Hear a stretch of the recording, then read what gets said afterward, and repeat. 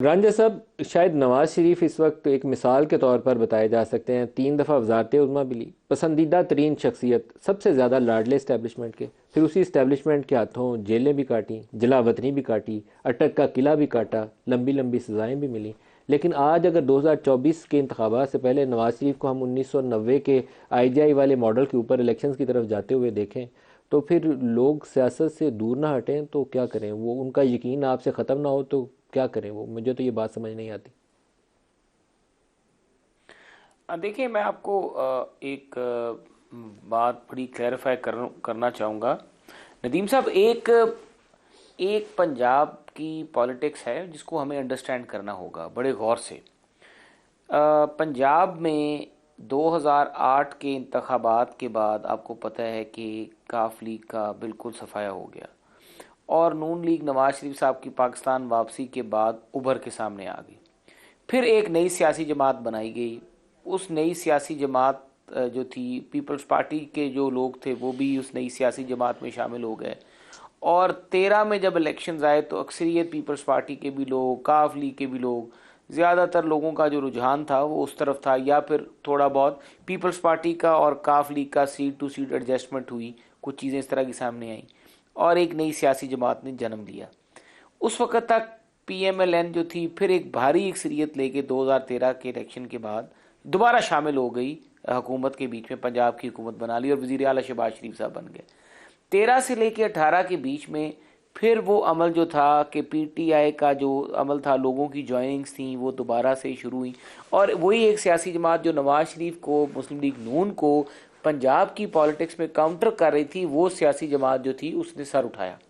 17 में नवाज शरीफ साहब को दोबारा से नाअहल किया गया, झूठे मुकदमात बना, जेल भेजा गया और उनको उसके बाद ताहयात नाअहल कर दिया गया। ये अब सारी चीज़ें हैं, साकिब निसार की गुफ्तगू का भी रिकॉर्ड का हिस्सा है, सब चीज़ें आ चुकी हैं। बाकी भी लोग, शौकत सिद्दीकी और जो कुछ लोग कहते रहे, सारे पाकिस्तान ने सुना।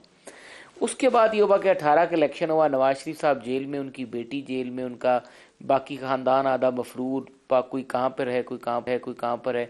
सियासी जमात को बुरी तरह तोड़ा गया। तोड़ने के बाद भी 2018 में PMLN की जिस तरह से हुकूमत कायम हुई और जहांगीर तरीन साहब का जहाज़ इस्तेमाल हुआ और फिर जिस तरह से उस वक़्त वो जो बात हुई कि गाड़ियाँ जो रायवंड की तरफ लोग जा रहे थे उनका रुख बनी गाला की तरफ करवा दिया गया और बड़ी थिन सी मेजॉरिटी के साथ वो PTI दोबारा से आई। अब PTI दोबारा से जब 9 मई हो गया, अब सबसे बड़ी जो अहम चीज़ है हमारी कौम और हम सब लोगों को याद रखनी होगी कि 9 मई जब हुआ उस वक़्त तहरीक इंसाफ के अलावा मुस्लिम लीग नून का सामना करने वाली कोई भी सियासी जमात नहीं थी। पॉलिटिकल इलेक्टेबल्स के वोट बैंक थे, लेकिन कोई ऐसी सियासी जमात मौजूद नहीं थी जो सियासी जमात उस वक़्त नवाज शरीफ साहब जितना वोट बैंक पंजाब में रखती हो। ऑटोमेटिकली जब 9 मई का वाक़या हुआ और तहरीक इंसाफ अपने वजन से गिरी तो नवाज शरीफ साहब की जो सियासी जमात थी वो उसका तो कद ऑटोमेटिकली वहीं पे था जहाँ पर मौजूद था। और जिस तरीके से एक धांधली के ज़रिए और एक पूरी पॉलिटिकल मैनेजमेंट के ज़रिए सियासी जमात को जो खड़ा किया था, वो अपने वज़न से जब गिरी फौजी तनसीबात पे हमले के बाद, तो वो सारा का सारा जो जो पॉलिटिकल जो एक गैप क्रिएट हुआ, जो वैक्यूम क्रिएट हुआ, उसका ऑटोमेटिकली बेनिफिट जो है वो नून लीग की तरफ चला गया। अब नून लीग के बाद ऑटोमेटिक कैसे चला पंजाब में गया? आप देख लें, कोई ऐसी ग्राउंड रियलिटी नहीं है जो ये देखिए क्योंकि इंडिकेट करती हो कि जो लोगों का पॉपुलर वोट है मैं वो मैं शिफ्ट हो गया और नून लीग की तरफ या पीपल्स पार्टी की तरफ?